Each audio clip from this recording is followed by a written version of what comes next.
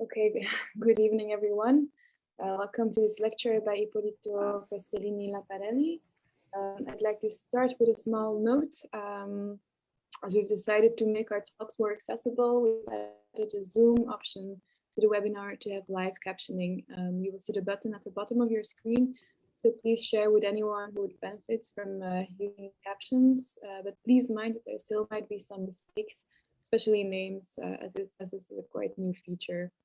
So tonight is the fourth and last lecture in the Curatorial Lectures series this season, organized by SMAC, Ghent University and Curatorial Studies at Kask School of Arts, on questions of how curators work with space, be it in specific locales or via alternative platforms in times of pandemic. It's a very broad starting point. For the past months, we've hosted lectures by Cecilia Alemani, Rebecca Lamarche-Vadel, and just recently Karen Archvision project. Today, we're very happy to welcome Ippolito Pestellini Laparelli as our concluding speaker, architect and curator living in Milan, and the founder of the interdisciplinary agency 2050 Plus. Ippo is currently teaching at the Royal College of Arts in London, curating the Russian Pavilion at the upcoming Venice Architecture Biennial, and in 2018 he co-curated Manifesta's 12th edition, The Planetary Garden Cultivating Coexistence, which took place in Palermo and which dealt with notions of syncretism and cross-pollination. Curatorial Studies had the chance to visit the exhibition back then, and ideas of gardening exchange have informed the program ever since. So it's great that we have Ippo here tonight to look back at the pre-biennial investigation of Palermo.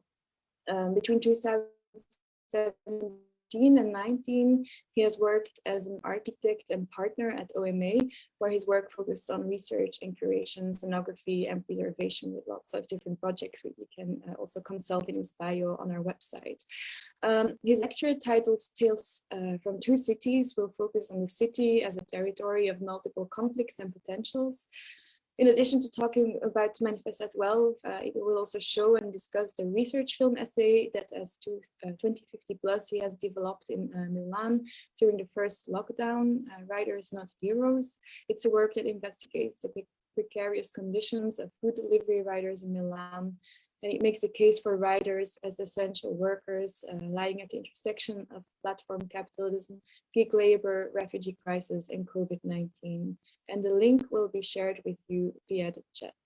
So you can all collectively watch it via the link. It won't be screened via Zoom.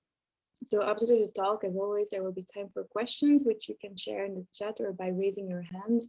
And I will then point out the questions to Ippo. So thank you so much for joining us tonight, and I leave the word to you. Well, thank you all. Thank you, Laura, for the invitation. It's really an honor to be here.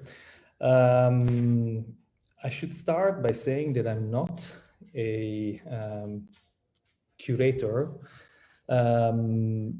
or not just a curator. I was trained as an architect, and my work spans across various forms of special practices. Curating is one of them, along with filming, scenography, design of digital environments, and of course, architecture and urbanism as well. Tonight, I will present, as Lara mentioned, two works that are about two cities, in fact. One is a biennial, the other one is a film essay.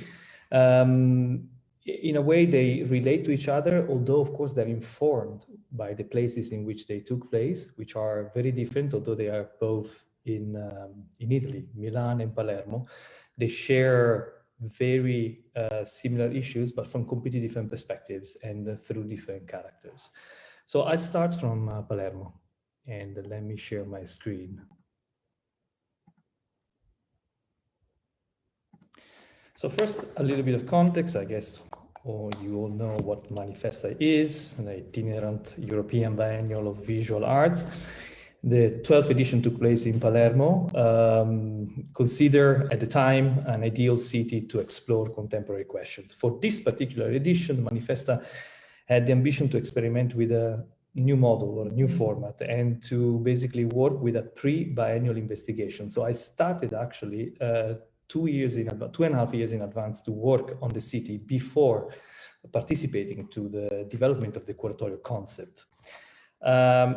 This was a way to reflect on the role and agencies of biennials that, as you know, are byproducts of globalization and that experience an impressive overgrowth, which the financial crisis of 2008 set into question, forcing models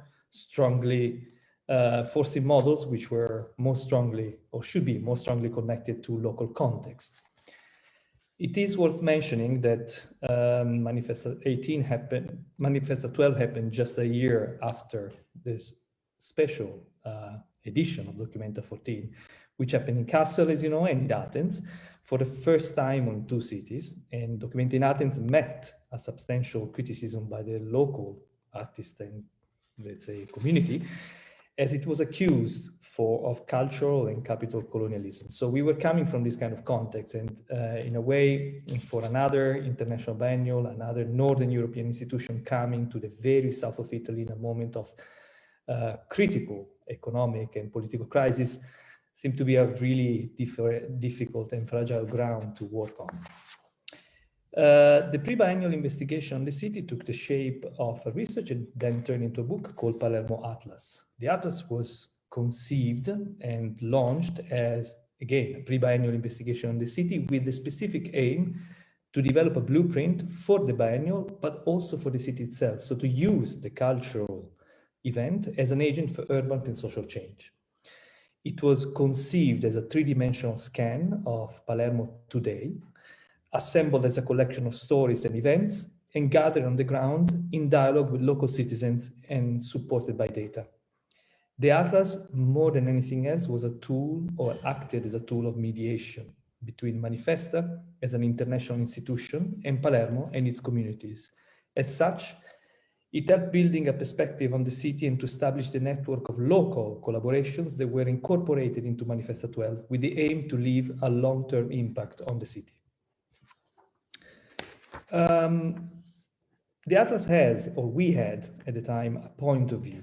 And our point of view is that Palermo was not any longer a city, but a geography of flows, of people, of course, but also goods, data, seeds, that extend far beyond the Mediterranean and that shape its form, the way Palermo is inhabited, its cultural dynamics. Palermo Atlas looks at Palermo as a place where local and global are reconciled, a territory at the center of planetary transformations where more trans-scalar realities are entangled. Human migration and displacement, the refugee crisis and the drama in the Mediterranean have been obviously an important phenomenon in our work, but we didn't make this tragedy the center of our investigation. We were rather interested in the ways in which the city as urban fabric is being shaped and transformed by the long-term impact of recent migratory flows. And this happened by meeting and exploring on the ground various migrant communities. Then the way to explore, basically to investigate the way they are affecting the city dynamics and the way they are shaping basically the social and cultural and physical landscape of the city. This is, for example, a picture from one of our encounters with a member of the Tamil community present in Palermo. The Tamil are the largest community of foreigners present in Palermo. In this sense, religion and the new geography of spaces of cults in the city became an ideal lens to understand such transformations. And through the testimonies, for example, of the Tamil community, we have discovered that they have adopted Santa Rosalia, the patron saint, as part of their cult. So in Palermo, it's actually very common to find situations like this, or images of Trimurti shrines are often found next to images of Santa Rosalia. This is, in a way, a new form of syncretism in the making, unexpected associations across cults, which would be unthinkable in many other places. And such, let's say, encounters generate a proliferation of network of new religious spaces across Palermo, acting in a way as a modification or a change in the making of the city itself, from Tamil temples set in the back of house of shops and garages to abandon Christian churches turned into mosques. It is worth mentioning here that in Italy, the law doesn't recognize as spaces of cult informal occupations of found spaces. So many of the places that we visited during the pre-biennial investigations were actually illegal, but still thriving in the center of the city. On the other side of the spectrum, though, the Atlas looked at the emergence of other realities associated to migratory flows, such as the controversial impact of the Nigerian criminal group known as Black Ox, manifested physically and spatially through the network of secret brothels and close houses in the historical neighborhood of Palermo, places of contemporary slave trade of migrant women forced into prostitution.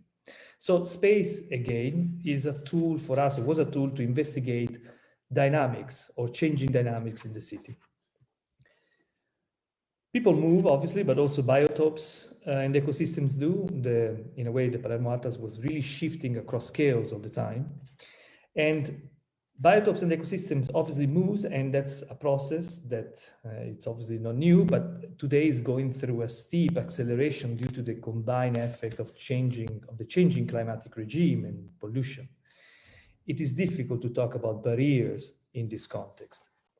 One of the early discoveries in our, let's say, work was really the historical representation of the territory of Palermo, which was historically shaped by such movements. And in a painting by Francesco Lo Iacono from 1875, the territories of Palermo is represented as a landscape where nothing is autochthonous.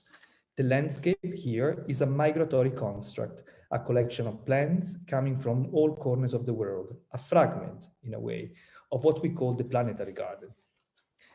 This process is even more intense now. Here you see a picture of the botanical garden in Palermo, and it's a picture that shows a tropical landscape as an experiment conducted by local botanists with plant species coming from subtropical areas which are actually thriving in Sicily due to the new climatic regime. An experiment, this one, bringing to the fore and redefining questions of displacement, identity, belonging, and migration under the impulse of the climate crisis. But there are also different gardens in Palermo. Palermo is a landscape of toxicity and spatial injustice, a highly polluted wasteland, but also a testing ground for practices that deal with our permanent imprint on the planet, and where eventually, at least that's what we try to do through the biennial itself, we could imagine new forms of coexistence with the city and with the toxic. In opposition to the rhetorical flows of the Mediterranean, the Mediterranean is also conceived, and it is in fact, in reality, a sophisticated geography of surveillance and border control. This map, which is obviously a simplification, shows on the one hand the layers of control systems, both national and transnational, present on the Mediterranean, and on the other, the EU and US initiatives projected onto Northern and Sub-Saharan Africa and in the Middle East. Sicily, as a whole, participates to such geography of surveillance.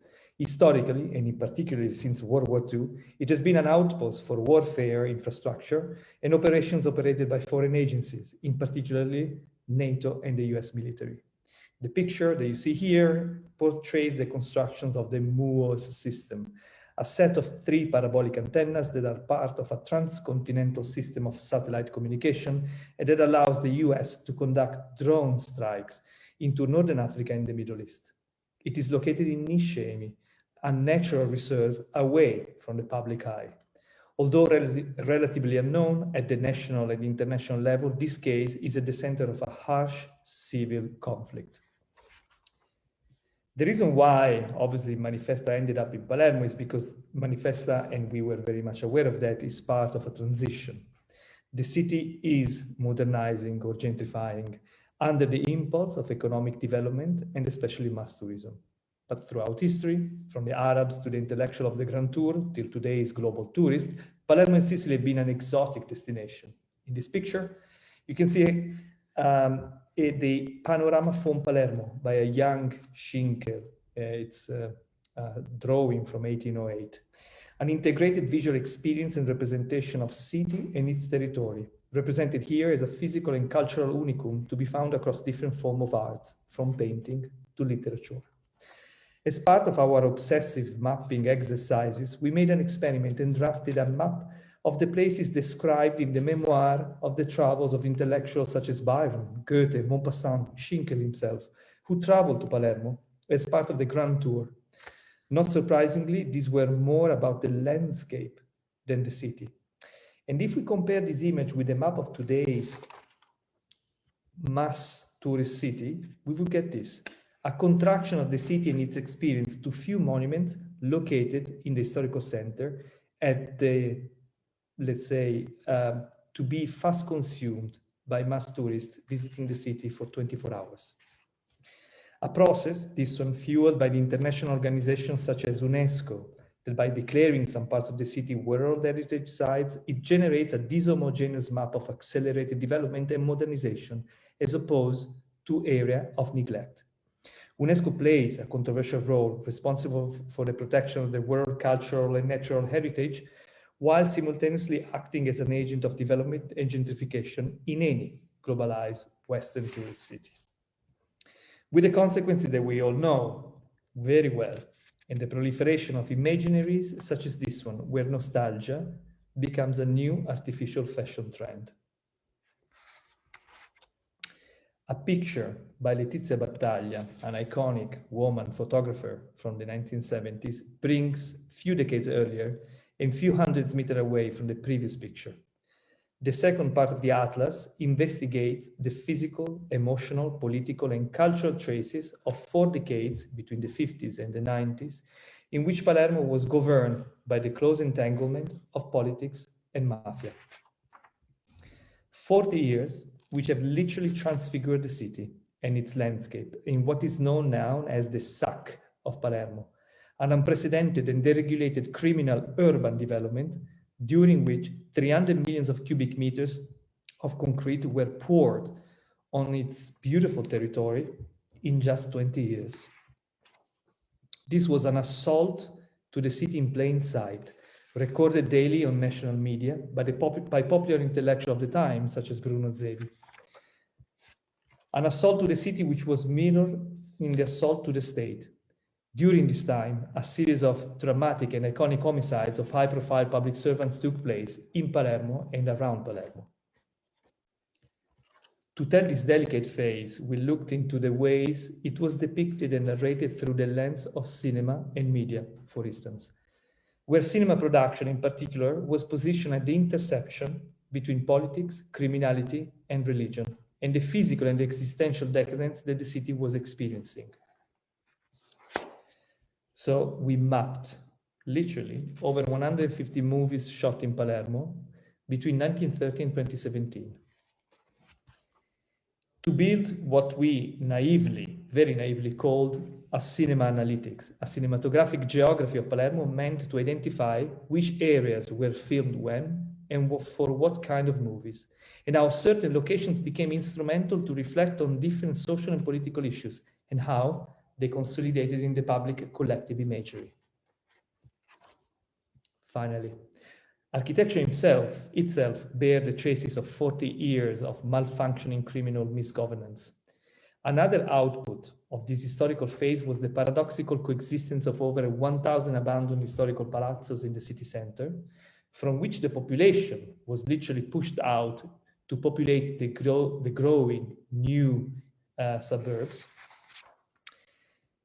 and the phenomenon of the unfinished works, a form of ad hoc welfare that would exchange access to work for electoral support, leaving on the territory irreversible traces, in the form of never completed public buildings and infrastructures.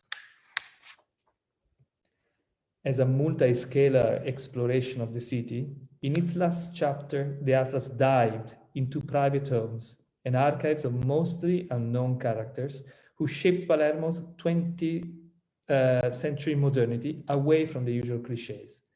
Domestic spaces as one of the other spaces through which we thought it was important to basically decode the histories and realities of the city. We have engaged with the custodians of these archives, recorded their testimonies, and found treasures in their most private memoirs. Writers, architects, journalists, performers, cultural practitioners from various disciplines. And we found treasures, surprising treasures, such as the notebook of Nino Di Gennaro, an early LGBTQ activist and performer, just to give you an example, extremely famous in Northern Europe at the time, completely unknown in Sicily and in Italy as a whole. These journeys, which we conducted along with many local friends in a way, were dissected and categorized in the mapping of relevant locations and translated into attitude, themes, and in the diffuse spatial organization of Manifesta 12, which extended from the city center, and it never used institutional cultural spaces, but only found spaces. So it's extended from the city center to the entire geography of Palermo, with the declared intention to intercept a local audience normally not exposed to a cultural event of this kind, and to make manifest the collection of realities, identities, and authenticities coexisting in the city. So crossing the biennial would have been crossing the anatomy, not just the physical anatomy, but also the social, and cultural, and environmental anatomy of the entire territory. So Manifesta 12, the planetary garden, cultivating coexistence, finally, after almost 3 years of work, opens. And the title is taken by, let's say, important essay by a botanist and landscape architect called Gilles Clément. The biennial, from a book, actually, that he wrote 15 years ago. The biennial was meant to investigate different forms of coexistence with different forms of otherness through the lens of the city of Palermo. The Atlas itself was not the biennial. The Atlas was used as a tool by curators, participants, collaborators, and schools that actually took part to the biennial. To fully understand Manifesta 12, we need the Atlas, and vice versa. There are two chapters of the same story.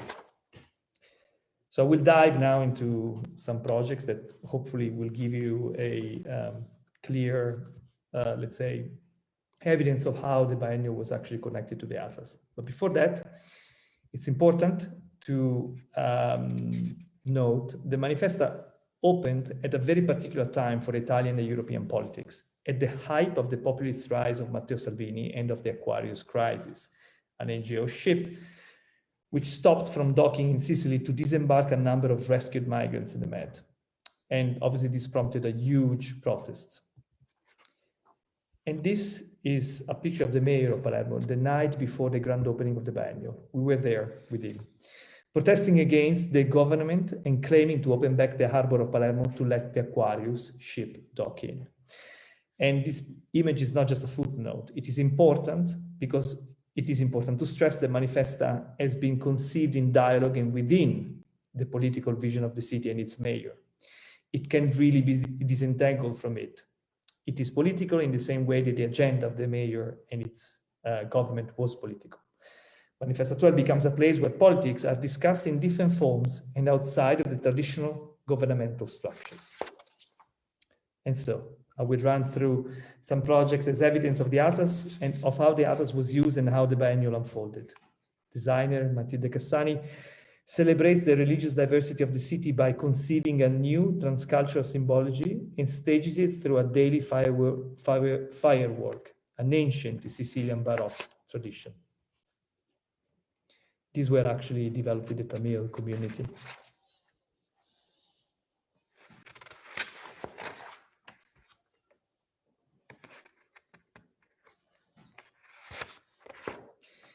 The botanical garden, model of all migrations, but also of the violent export of Western cultures all over the world, becomes the stage of the living experiment of Leone Contini, an anthropologist turned farmer who collaborates with local foreign farmers to set up the cultivation of zucchinis from all over the world, proving that illegal seeds, illegal according to the EU, and farmers from the other geographies feel more at home in Sicily due to climate change than in their home countries, and seeds after seeds, they are reshaping the local landscape.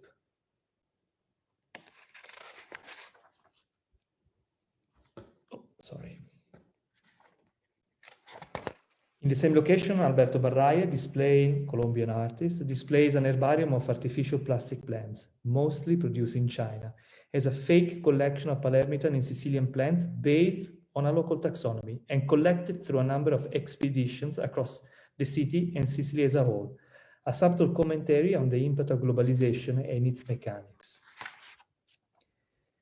Through the Atlas, we discovered the existence of an abandoned gasometer, and a highly toxic, inaccessible space irrationally planned next to the Orto Botanico, which is one of the biggest in Europe, by the way. Abandoned since 3 decades and not accessible to humans, it's been naturally recolonized by plants, acting almost as an informal extension of the Orto Botanico. Here, the gasometer becomes a testing ground for toxicity in the work of Michael Wang, an American artist, who has implanted a carboniferous forest able to resist and proliferate in toxic environments while contributing to reclaiming it. The city here becomes a testing ground for new urban practices and to investigate contemporary challenges. Also, across the city, it's the work of cooking sections, a famous very famous duo of special practitioners born to explore the systems that organize the world through food. Cooking section installed 3 open-door labs where to experiment on an ancient Sicilian dry irrigation technique through the introduction of simple structures and sensors exchanging data with the local university as a possible response to increasing droughts and to changing climate again. So here again, it's a city becoming, yes, a site for a biennial, but also a testing ground for new practices. So an open-air laboratory, we call it at one point. Manifesta does not use any existing cultural spaces, but takes advantage of the abundance of empty spaces. The subtle reoccupation of abandoned heritage. Remember the data, 1,000 historical buildings just in the city center completely abandoned.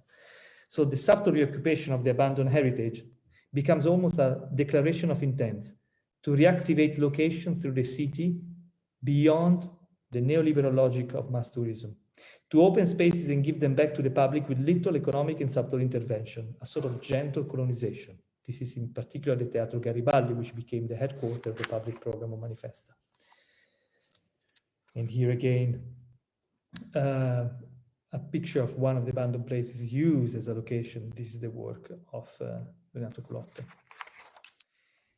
And on the same line, a semi-abandoned building in Moorish style, built on the old fortification of the city between the sea and the city center, becomes a place to discuss migrations and human displacement. Through the work of forensic oceanography, for example, on the criminalization of NGO in the Mediterranean, and where the apparatus of military surveillance and its effects becomes tangible in Sicily through the investigative work of filmmaker and journalist Laura Poitras, who develops a documentary on the Moors, the same structures that I was talking to you before, in collaboration with the local school of cinema. The idea to entangle Manifesta to the city passes also through this sort of collaborations between people, artists, or other forms of cultural practitioners that we invited to work in Palermo, always in collaboration with a local partner.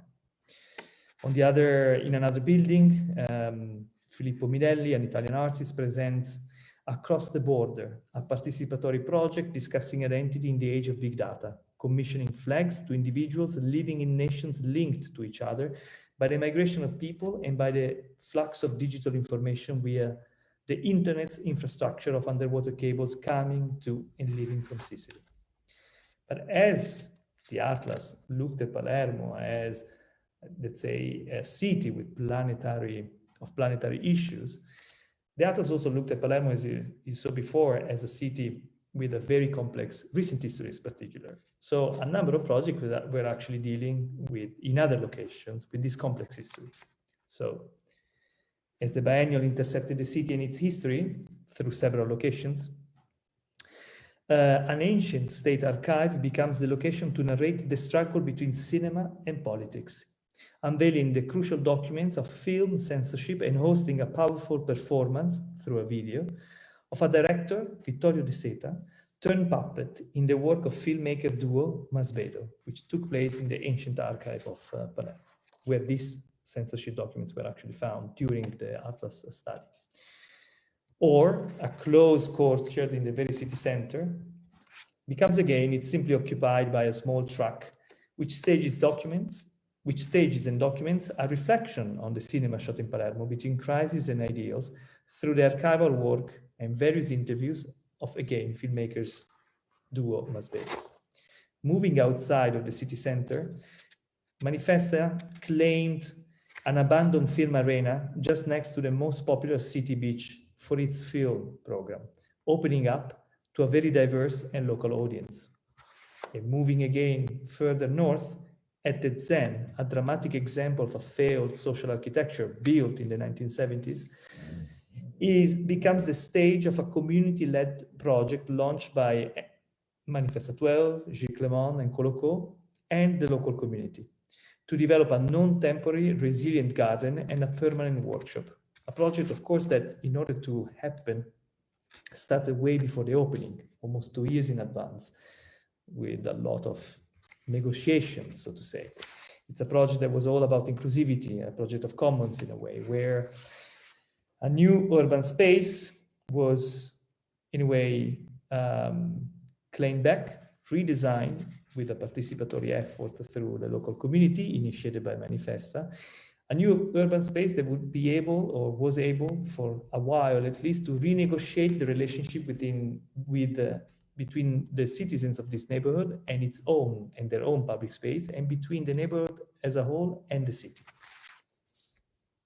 Also, in a way, this one became a fragment in a completely different way of the planetary garden. It was populated by resilient plants able to survive in very harsh conditions, but also with extremely low maintenance.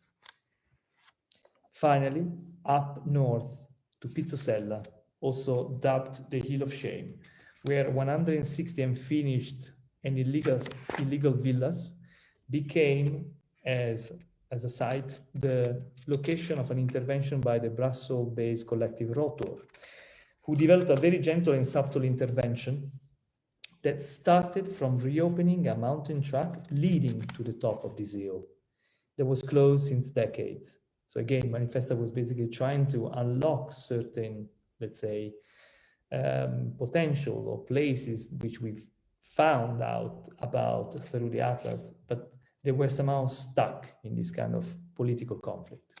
So Rotor starts by reopening a mountain track that was closed for decades, and finished up by, that's the mountain track, and finished up by the transformation of an unfinished illegal villa into a public belvedere, a panoramic spot and a healing device of reconciliation between the city and its troubled past. More than 100 people participated to this project. And in a way, I'd like to finish the presentation of Manifesta, at least on this image, which explain well our attitude, both of the Atlas and of the biennial. We tried not to impose anything new. We looked into and through the city to unlock existing potentials and eventually contribute to a change in perspective, at least. So this is the part of Manifesta. Now, before jumping to the second project, which is actually a film essay, so I will share the link on the chat, and then the film essay is 13 minutes long, so we can reconvene. It's quite, let's say, self-explanatory. Laura introduced it very well before. I'm happy also to respond to certain questions after this first part of the presentation. And if there are no questions, we can definitely move on.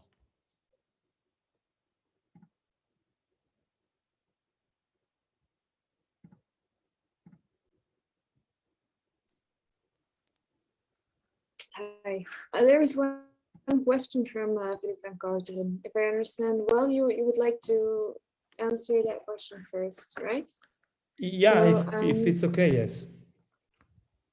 Yeah, sounds good.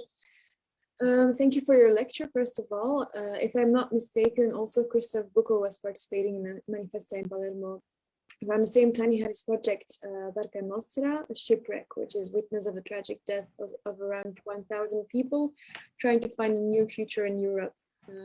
Palermo had an important role in relation to Buchel's project. I'm wondering, what is your point of view on this project, also in relation to what you've been sharing with us tonight? Thank you very much.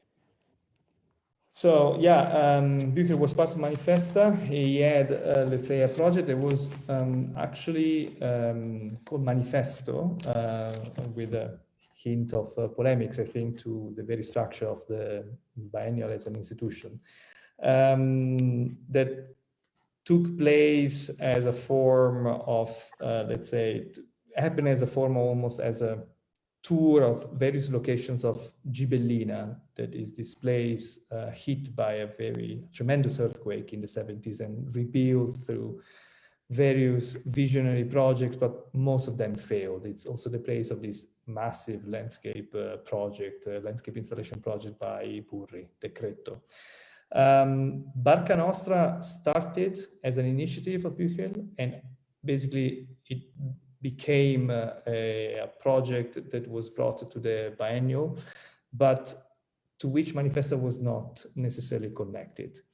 So I can express what is my point of view. I think the project was extremely relevant and very powerful symbolically, but I did have a problem with, let's say, the mise en scène of such a tragedy, and with the, let's say, brutal act of transport and display of that ship in an event such as the Venice Biennial that has a completely different form, a completely different mechanic, and is governed from a completely different kind of, in a completely different way.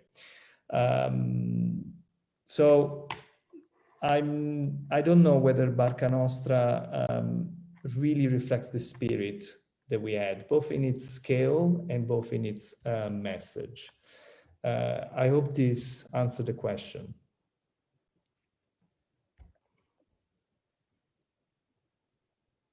I guess it did. There's another question from Matteo Luchetti. He says, thank you.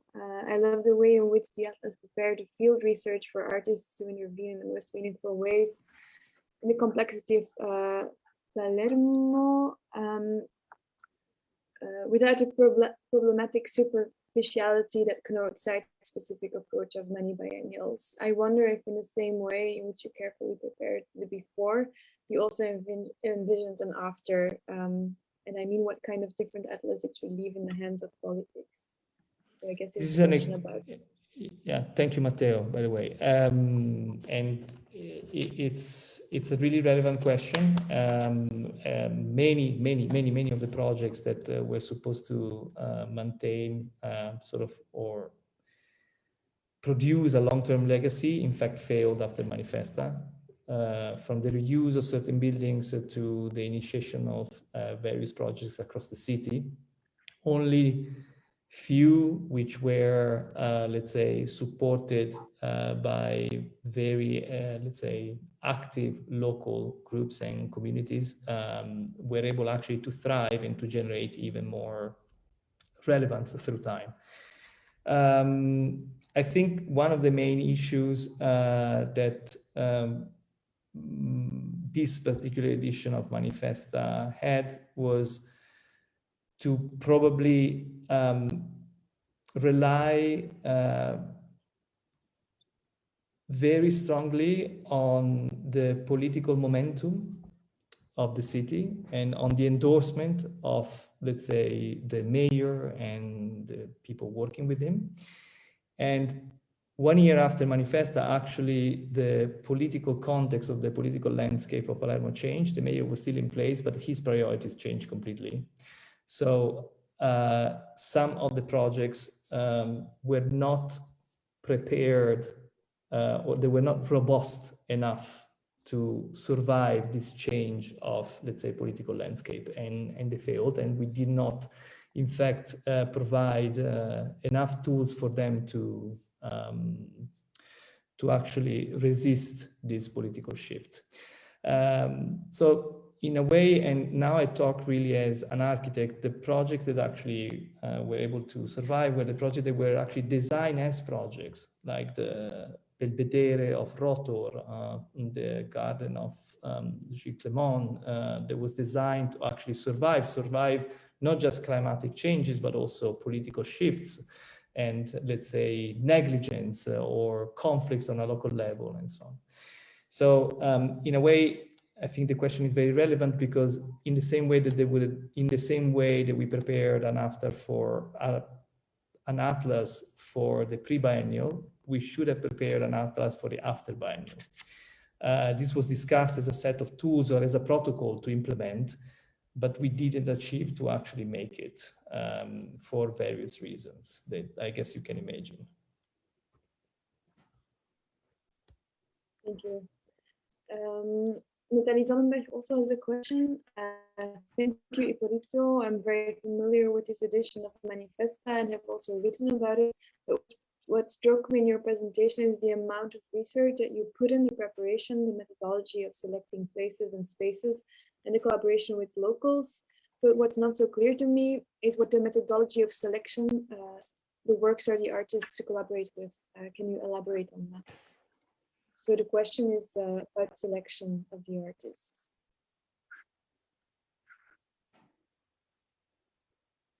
Okay. Well, I think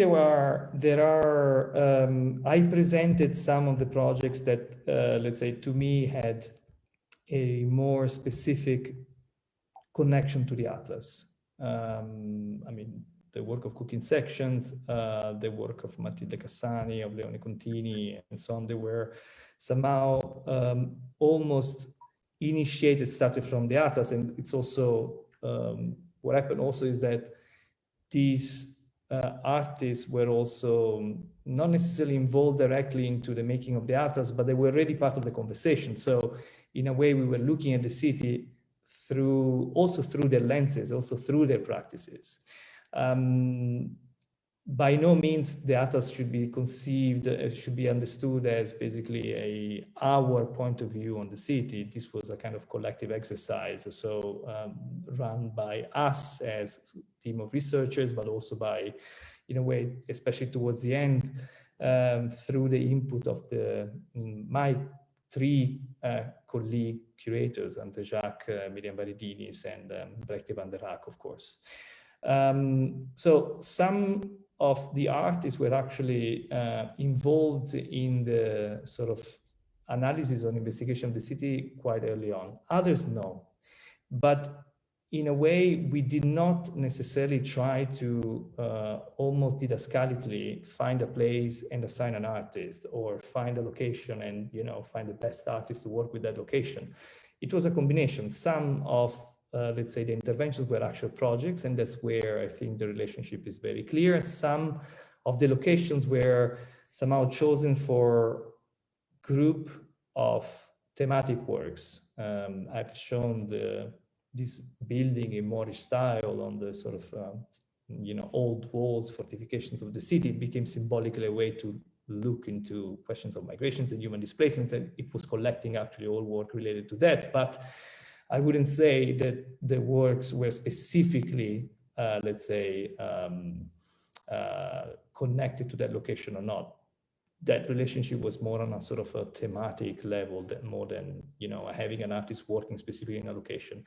Also, this was an edition in which, maybe due to the composition of the curatorial team, there was a kind of truly transdisciplinary selection of people. So from botanists to landscape artists to filmmakers to journalists and obviously artists. And maybe the connection is more obvious when the works or was actually developed by non-artists than by people who ended up maybe in larger locations where we wanted to explore the relationship between the city and certain topics. Also, as a final note, the Atlas was very dense, and now I presented a very sort of concise version of it. Many things that where became important conceptually or in terms of pure data did not end up in the work. Many locations did not end up in the work. So at the end, it was a kind of process of negotiation also in relationship to what was actually possible on the ground.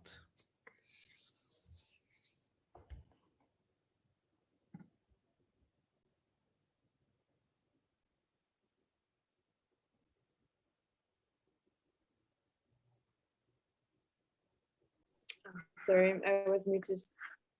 There are, Natrices, many thanks for your explanation. So maybe we can continue to see the film and then more questions. We take it from there. Yeah. So can you share the link? I will share the link, just a little introduction. Basically, Writers Not Hero. Okay, here I take off my hat, put on another hat, basically. So this is a project that we developed during the lockdown from last year. So in March, Italy entered into a full lockdown. We were stuck at our homes, and somehow we wanted to, it became quite obvious immediately, and this has been obviously widely discussed, that as privileged part of, as privileged people, we could actually witness the unfolding of the lockdown, unfolding of the crisis from the comfort of our homes. And in my work, my work is very much focused on the relationship between politics, technology, and environment. I've worked specifically on the impact of sharing platform into our urban environment, and I've been doing that already since, let's say, a few years. Riders Not Heroes looks at the condition of delivery riders as, let's say, a case of essential workers that, in a way, are kind of sitting at the intersections of many conflicts. The impact of gig labor, the transformation of tech platforms and their impact on the city, the refugee crisis, because obviously the majority of riders are, especially in cities like Milan, let's say sans-papiers, so illegal migrants, and obviously COVID-19, because what happened basically is that during the months of the lockdown, the only people that you would see around were riders. So, or essential workers. So at night, specifically, the city was only crossed by riders delivering food to those people who could actually, order food from home. And the only thing connecting them was the interface of a phone. So we thought that trying to look at the city through the point of view of a rider, try to actually look at this specific moment through the riders as conundrum of all these conflicts could have been a productive way, at least, to, to look critically at the moment in which we were kind of living. So I share it on the chat. The link, it's a regular Vimeo link, and it's a, hold on, here chat. Yeah, you see it?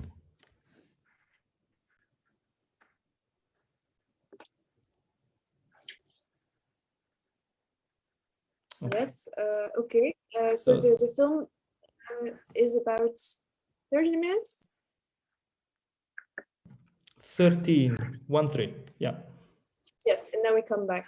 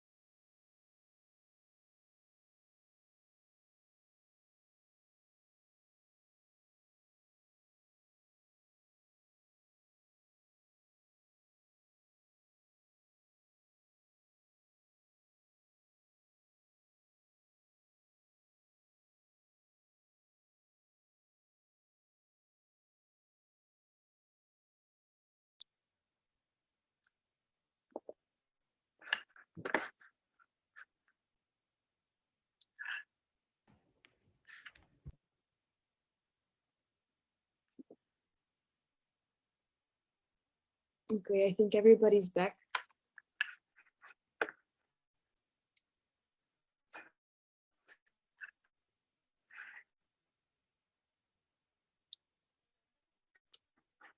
So, Ippo, how did you want to continue? Do you want to comment on the video you just shared, or is it a moment for questions? It's definitely a moment for questions. Maybe the only thing that I did not mention at the beginning, that for obvious reasons, this was a desktop movie, in the sense that it's an assemblage of materials. We could not be in the outdoors. We could only do remote interviews or mount GoPros on other people while they were riding through the city. So the format in itself is the format of people who could actually stay beyond screens and look at the world from the mediation of news media. That's why it's actually assembled like that. Writers' Materials will have another chapter that has a completely different format now, that we are now compiling. Yeah, but that's the only commentary, maybe about its form.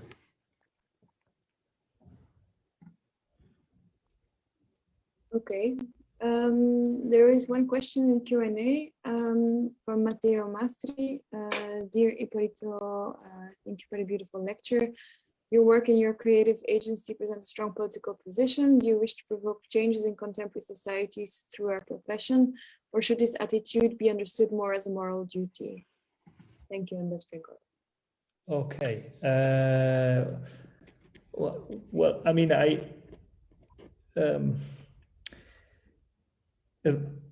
Writers Not Heroes, I mean, obviously it's a movie that we did, or it's a film essay that we did to systematize a certain point of view on a research that is ongoing for us for a long time. Obviously, we brought it together. Actually, the generation of Writers Not Heroes happened when I think this beautiful essay by Paul Preciado came out on Art Forum. And she was talking exactly about these conditions, you know, of being touchless subjects, the kind of subjectivity that the COVID was actually letting emerge. The reason why we developed such a work was also to intercept, let's say, to sort of tell the complexity of tech platforms and the condition of writers in one single story. And somehow, when we first released it, it was picked up by mainstream media. So it was really like sort of rebounded by national newspapers and so on, only because we gave shape to this phenomenon. And I'm not sure whether this is about moral duty or maybe raising awareness or turning research into journalism. It's all of these things together, although obviously I don't feel that I can take any stance on moral duties. But I do think that it's interesting to try to interfere and somehow participate in these conflicts from our comfortable position. In a way, we try to use our privilege to undo the privilege, if you want to put it like that. Yeah. Yeah. Yeah, these problems with questions of labor in relation to platform capitalism have been ongoing for a while. There have been a lot of projects also about Amazon Mechanical Turk, for example. So it seems that it's always shifting, and it's also becoming more visible in a way. I feel like the film that you just showed also resonates very strongly with Black Mirror episodes. Becoming more and more intense in a way. But what I really wonder also is you present this particular case of writers in Milan and the sort of shift toward automation. But what is the position then that you take with your agency? Is it yeah, do you present a situation, or do you also want to take a position or a critique? Because it also reminds me a bit of the exhibition that Paul has made about the countryside, for example. It's really difficult sometimes to see if technology and this kind of progresses are positive, or if it's more of a critique. So if you could say something about that, maybe. the thing is that these are really complex realities, and I don't think it's not easy to take a position because there's various nuances to these complexities. I think the movie clearly, this film clearly has a position. I mean, we think there is something wrong in the way labor, it's in the way basically the mechanics around labor that are generated by these platforms are actually performed and what they generate. But I think the point here is that we wanted to unveil certain, let's say, power structures which are becoming more and more invisible and more, let's say, intrusive through tech platforms, but they've always been there. I mean, the past, or they're there in many other situations. So the problem, I think, it's about the way we relate to technology, or the way we relate to data sovereignty, the way regulation actually can take a role, and the way the state can actually take a role. But like the last part of the film, it's about these cases of gang mastering.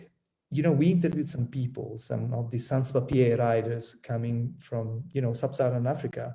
Some of them were experiencing gang mastering violence in Sicily, in the south of Italy, in the agricultural field. And then they end up basically experiencing the same thing,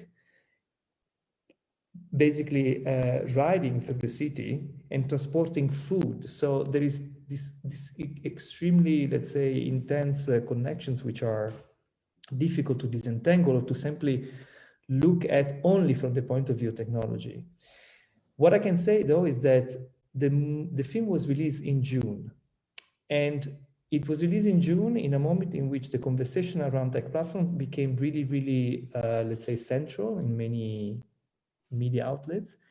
And in November, the Italian Court of Labor actually ruled against the discriminatory nature of algorithms of tech platforms. So in a way, the discussion brought to a stronger and more strict forms of governance. So now, at least in Italy, not all over Europe, but this is the first case actually that happened. It's the first, let's say, court of labor that has ruled very specifically against the discriminatory nature of algorithms. Now, basically, these companies are obliged to hire as regular employees their riders. They're not any longer gig laborers, so to say. So the landscape has changed enormously. There are other problems, obviously, but I think our position in the video is very clear. I think, in a way, there is an enormous potential in technology, but obviously an enormous lack in public governance of technology. And that's where the problem is. And we should really be very careful about, you know, not just about the sort of potential of technological advancements, but also the whole political mechanics that come with it. So I know why you ask these questions about countryside, but in a way, I also have, I do have a very, let's say, explicit, I think, political position when it comes down to tech platforms, smart cities, and so forth. Okay, thanks. Another question I had is the video will be presented at the Istanbul Design Biennial, right? The video is at the Istanbul Design Biennial, and it's at the moment through the biennial on a program on eFlux, and then it's going to the Festival of Human Rights in Kiev. Yeah. I actually wanted to ask maybe if you could say something more about your relationship between the topic of the film that you made with the agency and with the topic of the biennial of empathy, if it relates to what you said about the fact that governmentality is coming up more within the Italian government, or maybe you can explain a bit more how it connects. Can you, I didn't get the question, sorry. Yeah, I wanted to know if you could explain a bit more how the film is embedded within the curatorial framework of the Istanbul Design Biennial. Well, it's part of the Critical Cooking Show, which is a project set around the politics of food by the Istanbul curatorial team led by Mariana Pestana. In this case, I'm not talking specifically about food, but I'm talking about the economies that food is generating through tech platforms. There are various other movies, I think, within the critical cooking sections, which are dealing with various subjects and also starting really from the manipulation of nutrients and let's say also, let's say cooking as a social and collective endeavor. Let's say our really has a specific take on tech platforms. Okay, thank you. I'm just looking if there are more questions in the Q&A.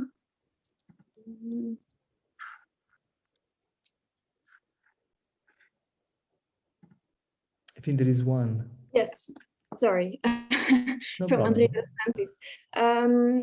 I would like to ask Ippolito what the next 2050 projects will be. Thank you, beautiful presentation. Well, I run well, we are working on various projects. At the moment, we are starting the second chapters of Riders, which will deal with nutrients, actually. So what is consumed, what is brought, so how bodies are changing through the body of the city, in a way. So there's a completely different scale of focus. We are also, I'm currently working also on more, let's say, temporary installation projects, one for the National Museum of Oslo, one for the MAT in Lisbon. Actually, we are acting as designers of an exhibition curated by my partner, Angela Rui. Then we are working on a building in Rome. We're working on a film about minerals, a series of movies actually about minerals, or again short movies, but they have a completely different form and technique than this one. I've shared this today.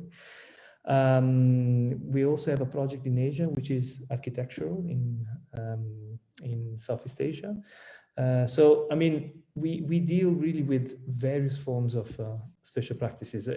We don't call the studio an architecture office because we are not only, and we are 16 people, and many of us are not architects, so they work across different kind of mediums. And but in a way, what we wanted to do is to really create a sort of ecosystem in which in which basically spatial investigation can take various forms, from the built to the non-unbuilt. So yeah, it's a very short summary, sorry. But it also has been referred to as a curatorial platform. Yeah, yeah. Well, I mean, we are working, we are working on the Russian pavilion as a curatorial team project. I was appointed in the end of November 2019, and of course then the biennial was postponed, and then we took the deliberate decision to bring the whole program online before the biennial was really finally and definitely postponed to this year. And the interesting thing there is that the project that basically was shaped around a reconsideration of the pavilion as an institution through also the reconsideration of its architecture became almost like a living object. So the idea is that the Russian pavilion online has become a sort of living editorial journal and an investigation basically of the social and political potential of digital spaces. And this is actually where we are now, and this is actually what we are actually working on, considering that we are all stuck in this kind of environment, at least for a while, and we will be probably more stuck than before when we are out of this pandemic crisis.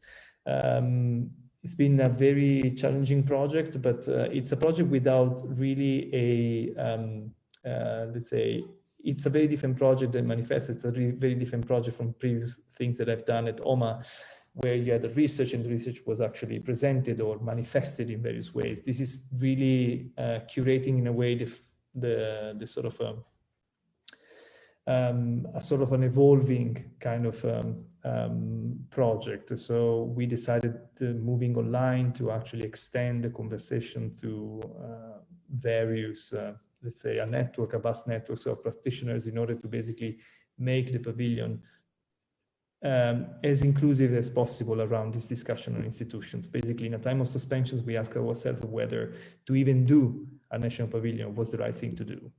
to even basically work on the structure of the biennial, of the Venice Biennial, was the right thing to do. And eventually we tried to discuss the various models. It's not a project of institutional critiques. It's about basically giving shape to this discussion through various medias and basically to try to find a common ground, but not really a consensus. So similarly to Writers Not Heroes, it really was about turning this kind of moment into a sort of productive exercise, as opposed to simply sit and wait or being stuck to the work we were doing before the pandemic. Nathalie has one more question. What your presentation of these two different projects showed is that there is huge change in publicness. How do you see a position or task in this change for architects or curators? Yeah, well, that's a difficult question, because I don't think we fully succeed in both projects. I think Manifesta had a lot of issues, as Matteo Lucchetti was pointing at before. The afterlife was a very difficult one. So the intentions, I think, were in the right place, but we did not provide enough tools to actually provide an afterlife. And I think that's exactly probably the point to question. Let's say one of the most problematic aspects of that project was its temporal horizon. You know, in order to make a project that had that kind of ambition, you probably needed to work much longer on it, both before and after, to create basically a platform to sustain the project, to sustain what the project left on the ground. And this did not happen because, of course, such events are victims of their own rhythms, you know, of the biennial temporal, horizon. And I think that's a very interesting thing that we can challenge. I mean, time is our public space now. Time is a form of, let's say, space that we can colonize in different ways, also pretending to have different times and pretending that different times are actually implemented. And I think partially the reason why some of the premises of Manifesta 12 did not succeed or did not go as well is precisely because we were stuck inside this kind of 2 years temporal structure in a way. Also, what we're doing more on the digital in the Russian pavilion, you can say, of course, that our site is our pavilion. So our site is actually online and our site is actually our place of encounter.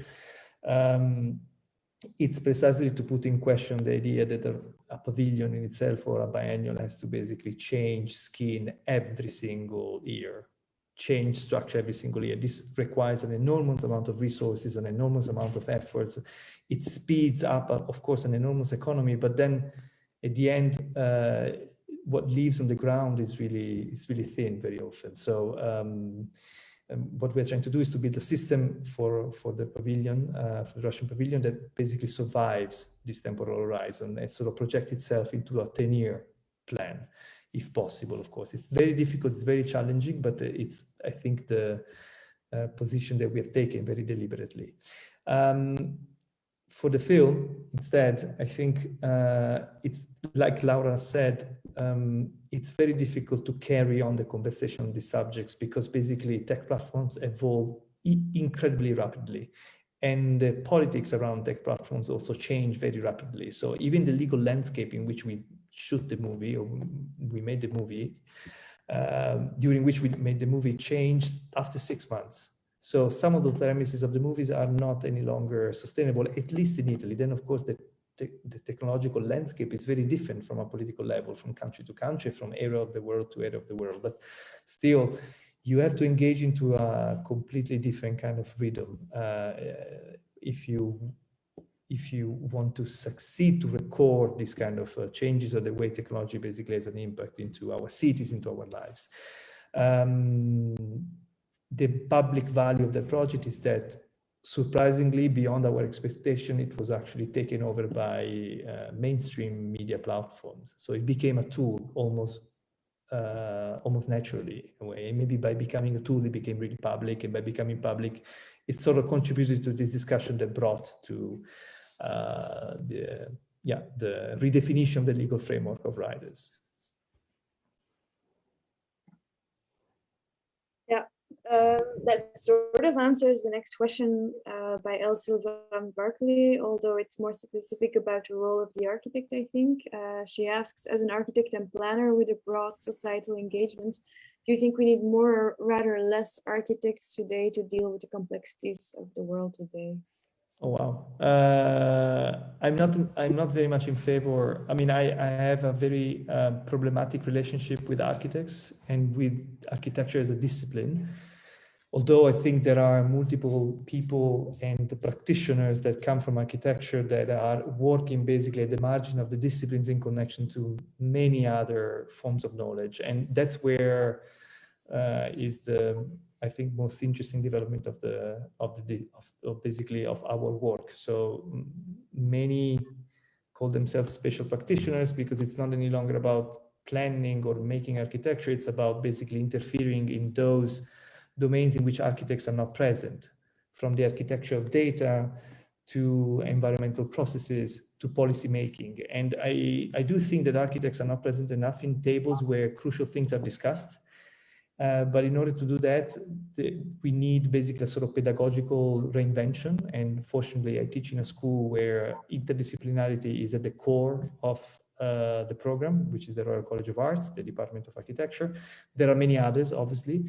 And it also has to change in a way the relationship with authorship. You know, architects are somehow, the discipline in itself is connected to a sense of authorship, while abandoning that or abandoning the need to leave a sign, you can simply participate to larger processes in which you are one of the expert voices in a network of many expert voices. And those are the kind of, that's the kind of attitude that I think needs to be promoted. But I think a radical shift of attitude in the disciplines and in the architects is actually needed. But it starts from, obviously, from education, I think. I could not agree more. Thank you very much. But it also have to do, you think, with the proliferation of biennials, exhibition projects, and really inviting and emancipating architects to also broaden their practice as pure architects by also doing research and not only presenting models, but also finding new ways of presenting their work and engaging with the situations or the context wherein the projects take place. I wonder if that's also something that you've noticed. You mean participating in such events like Manifesta? Or with OMA, for example, you participated in so many different biennials in Oslo, with Monda Italia in Venice, and I mean, of course, it's really endemic to the practice of Koolhaas and OMA. But I'm just wondering if the proliferation of biennials has had an impact on the work of architects in general. Yeah, I think that's a really good question. I think definitely did. It also generated, I think, a generation of I call them biennalistas, so people who actually develop projects, research projects, and very often extremely interesting projects that remain in the domain of cultural events. And this is extremely interesting on one side because you can find basically extremely, let's say, relevant projects. But then I've experienced offices that have been stuck. They remain stuck in that domain, and without reaching out to market dynamics, to clients, or to other kind of clients or engagements, then basically your practice remain very confined. And at least that's my point of view. So we're very active and we work with many institutions and we like to participate in biennials, even remote biennials. We made a movie for the Yerevan Biennial in Armenia a few months ago. But somehow our position is to always try to work also with the private sectors, with the public sector on real projects, and to somehow benefit from the osmosis that research projects that end up in biennials also can bring to, real actual projects and vice versa. And I could say that this is also the attitude of REM and the whole office as OMA. I mean, the practice is very strong and the research is very strong, and somehow you have to navigate the tension between the two. And being stuck on one side or the other, it's extremely limiting in a way. But of course, it's very difficult to maintain this balance. Yes, I agree. Okay, I think we have all the questions answered. No more questions. There's only 20 participants left also, so I think we can close here, unless you have any last comments or things you would like to share. No? Okay. Thank you very much. Thank you so much for your generous talk. It's very interesting, and yeah, we look forward to seeing what you will do with 2050 plus, and hopefully we'll be able to see what will happen with the Russian Pavilion, and good luck with everything and all the projects you're working on. Thank you so much. It was a pleasure to be here with you guys. Thank you. Bye. Thank you.